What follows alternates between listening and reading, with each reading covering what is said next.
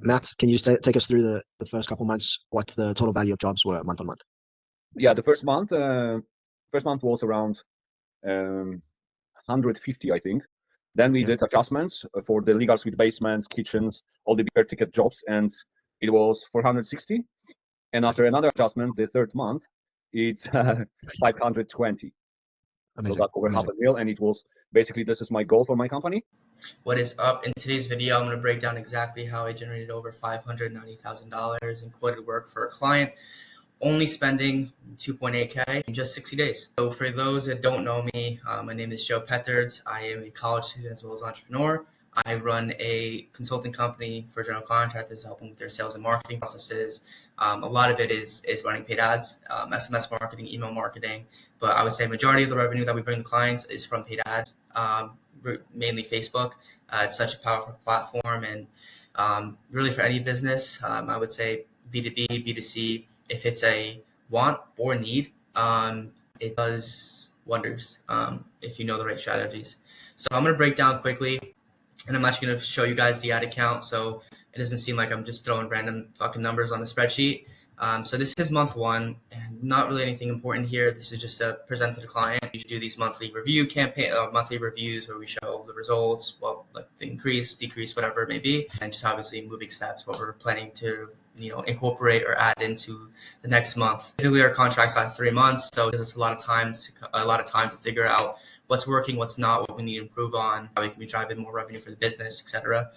So, for the deal, let me just briefly highlight this. You see here, this was the average cost per lead for each of the campaigns. Here you got like 19, 6, and 2. Total spend month one was about $1,200. 27 leads generated, $44 average cost per lead. 8 estimates brought in, and cost per estimate, which is $150. It's just like the key metric we're really looking for. This, and obviously ROE, kind of put a spin on it. So yeah, this and this are the main two metrics. Obviously, this is all fancy and shit, but we want to make sure, like, okay, how much do we have to spend to get one estimate out of ads? So for now, this month one was $150. So that's what we spent to the client. And it's also a really good metric to bring to the client, like, hey, listen, we built you this machine. If you put in $1, to get into that a little bit later, but actually, like, if you want an estimate, you got to put $150 towards the machine, and you have to explain that to them. And the more you bring that cost down, I mean, if you could spit out money, spit out cash, like Alex Hormozi says, if a machine that you put $1 in and get $100 out, how many dollars you put as a machine? Pretty much everything you got. So kind of same ordeal to the clients. It works really well because once we have the data and we're like, hey, this is what we've done, it's really easy to get more ad spend budget for them and get them even better results. So break it down even further. This first month we generated $123,000. And then the ROE, like I said, we put a little spin on it, but return on estimate, because we're a remote business. So between me and my partner, we work with a lot of freelancers as well as appointment setters. Used to, but we actually started running paid ads. So yeah, the biggest thing is that we wish we could, but we actually can't fly out across the country and start closing the estimates for the clients. So the way our agreement works is really, it's more of like what we can generate potential revenue. And let's say they assume they have a 20% close rate, they're walking away with, what is that, $24,600, something like that. So as long as they can close, it's right there. So kind of to add on to machine type of dynamic, they put $100 or $1 in, the potential revenue out is $102. Obviously, they have to close that, but it's a good metric for them to understand, hey, like, this thing is working and it's actually generating me a return. So let me get into month two. He was testing another company and they actually failed miserably because he saw the results and he wound up working out a deal with another company. Funny story, but I actually have to blur out all this information. But they did shit the first week and then he barred them. Just like, yeah, don't do that. So it's 27 leads, 13. This was a lot more testing. We're kind of more testing different variations of the campaign before we send it to scale. So the first month, I'll get into it a little bit more, but testing is the backbone of your campaign. Let me get into the metrics. So we spent $1,700. The clients expected to spend $2,000 a month with us. So being under budget and getting them a good return is just a plus. It just even shows more oh, they're asking me for $3K this month. They're probably gonna be under budget anyway. And, we can spend that or we can't, whatever. If we have to spend it, we can. If we don't have to, then cool. So just another getting more ad spend for your clients and getting them better results. So Like I said, spend $17, 40 leads generate $33 cost per lead, 14 total estimates booked.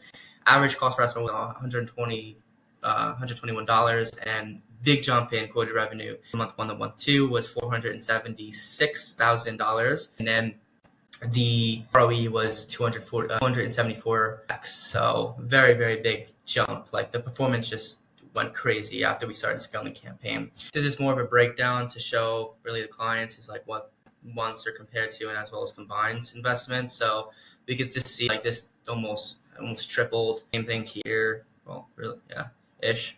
And then we dropped that average cost per cost per estimate down to around $30. It's a lot. Not a lot of more estimates, but the quality got really better, and that's what we were striving for.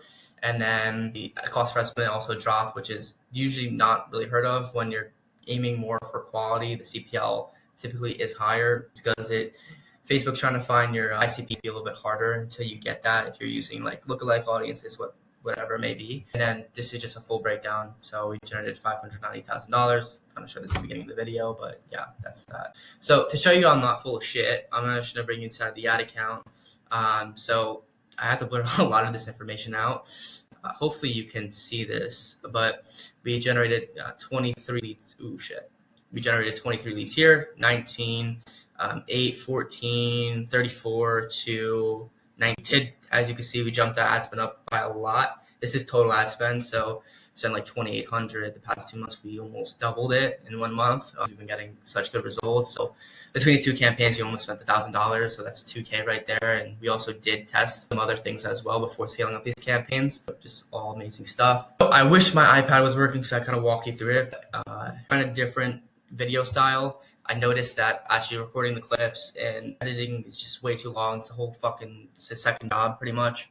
And I'd rather focus on doing this besides the YouTube shit. So whenever I have like an idea or whatever, I want to record something, I'm just going to open up a Loom and just record it. I feel like that's the easiest way to do it. Plus, for you that are trying to record YouTube videos, if you get the Loom business plan, it automatically and it removes silences. So you need a second to pause and just think about what you're going to say. It just removes it in general. So that's a great tool to have from Loom. It's an amazing company. So anyway, so let me get into it. First month is set expectations low. Let's say your client, you're going to get them 10, 15 estimates and they're going to be like amazing quality. See a lot of companies that do that and their offer is completely based around that. It's a terrible mindset to have for yourself as well as for the client. Because firstly, you have to test. And a lot of people, they just throw whatever creatives they can into a campaign with some random copy, headlines, whatever it may be. They didn't even offer a test. And then they, $300, $400 in, and it's like, oh, fuck, we haven't done anything. And then now they're stressing to the client. They have to fill their guarantee. If it's either I work for free, some people do money back. You get into a very sticky situation to yourself and as well as the client. So that said, setting expectations is probably a very big key of first month. You want to essentially under-deliver and tell them that, listen, you may get a couple of leads. We see companies that first month, they'll get a lot of traction. Others, we just need more testing, more time to understand our audience, or working with a smaller audience size, whatever the case may be. But having a process or like an SOP, like, hey, this is exactly what we're going to do on their account. First, we're going to spend an average, you want to spend around 20-30% of the actual ad spend budget on testing. Sometimes you don't always need to. Sometimes you need to spend a little bit more. If you're testing like 2 different angles, let's say you're doing like a video and static image, or you want to test like more just a basic picture or like, a Canva edit, whatever it may be, having explaining the process to them can help them understand that, they know exactly what's going on. A lot of people like to hide what's going on the accounts. I just think it's a terrible mindset to have. No information is worse than bad information, because if the client has no idea what's going on, they haven't got anything in, and they see that their card has got hit with, Facebook, $20, $30, $40, $50, because that's how the threshold works. And you have these clients fucking stressing out about, oh my God, I'm spending all this money and a service fee and all this and that, and I don't know what to do, and what is this company doing? If you say, hey, we're just continue to test. Like a lot of what we're doing right now is just testing, and we're going to spend like this much more money in testing. Whatever is going on, some information is better than no information. Something I learned from actually my partner. He worked in customer success, which has worked pretty well for us. We've maintained a very good relationships with our clients. I wish this was bigger, it's a little bit better. yeah, we maintain a really good relationship with our clients. So get back into it. You really want to have a kind of almost like a checklist or like a table chart of like, hey, this is like days 1 to 3 is ad creation. You can even send it over if they want to see what the work you've done before they launch the ads. I mean, I always say like, it's always like, I kind of know at this point what's going to work and what's not going to work. If I send it to a client, it's just like, I don't like this one, this one, this one. Like, you got to test those before you even know if they work or not. Like, we've had some, actually maybe be able to show you actual testing we've done for some of these clients. Videos, pictures, we always check the impression, the CC rate, CTR rate, and seeing if it's a winner. So the threshold we go by is if the CPC is lower than 50 cents and the CTR is above 1%, then it's a winning ad. Obviously, we had some killer CTRs. This AI video, believe it or not, like was one of our best performers. Beat this now. Now we test by individual account because every company is different and it's not really a one size fit all for marketing. Sometimes it is, sometimes it isn't. But yeah, this creative killed it. So we can send this to the client, be like, hey, sometimes like I thought this ad was garbage. I didn't think it was not going to perform. We've had other ads that were absolutely shit. Like here, this one was a super winner. Like the CPC was 18 cents per click. If you don't know, for you that don't know what that is, and then the CTR rate was, or click-through rate was 5.4%. And just take a look at this ad because it might be in a swipe file. I mean, it's just a Canva edit. I mean, I don't even remember where I got this, and it's just super basic. Like, I don't even think this is US based. Whoever remodeled this is definitely not US based. It's not like US architecture. But if for some reason it worked really well. There's other ones in there that were like, here, this was a high winner. I believe this is the one like weird before and after. Yeah, that's like same shit, just stupid Canva edit. But what I'm trying to explain here is like, you really don't know what's going to work until you test it. So always test one of my coaches say, always trust the data and not your gut. Sometimes you have this gut feeling that this edit or like this creative video is going to perform super well. They just launch into a campaign and just fails miserably. You wind up wasting your client's ad spend. It's just a terrible mindset to have. So I would say like, run the test, see if it worked. If it did, fantastic, throw it into a lead campaign. If not, then don't run it and test some different angles. So like for here, we could see that the first round of testing, we tested like 40 different ads. And this was like early on when we started running ads for our contractors. And we saw that like before and afters worked really well. Like this one got a 6%. It was just a basic. Let me actually show you this one. I think this is the one I'm talking about. It's a swipe file. Yeah, these are just some of the ads that we've tested. I'm trying to find it. It was this one. This was our best performing ad out of this entire doc. Like offer base, we did this, some course sales, bigger ones.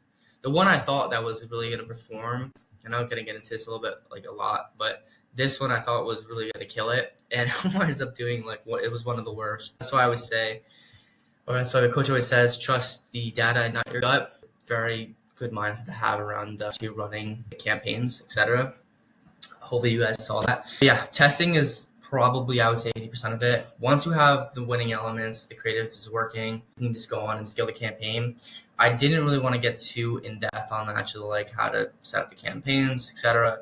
If you guys would like to see that, I'll do it. I'm more just kind of filming some of these videos, just like, it's cool to like record a video about this. Next videos would be about my own ads. They did pretty well. Some foreshadowing. We had a campaign get what at the time was like a $5 cost per lead. It was fucking crazy.